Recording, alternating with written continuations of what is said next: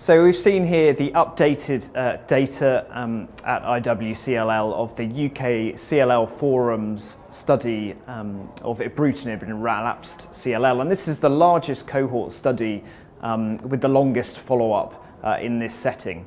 So this was an updated study. The publication in Haematologica was in 2016, and so this is a near to 5-year update to see how these patients do, and looked at patterns of discontinuation, patterns of dosage, patterns of dosing interruption and adverse events.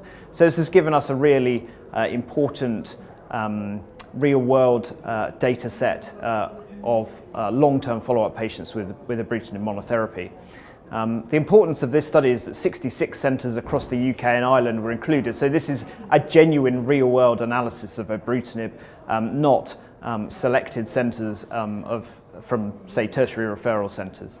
And this has shown really the importance of attempting to minimise dose interruptions and an understanding that dose interruptions, particularly long dose interruptions, are often surrogate markers for why patients may do badly, both because of age and performance status.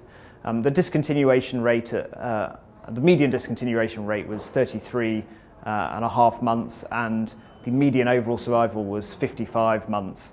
And considering the type of patient that went into this study initially, so those really going into the study, the initiation of Ibrutinib use in the UK, really these patients were quite poorly, had poor performance statuses and multiply pre-treated. So really displaying the importance and relevance of Ibrutinib in this setting.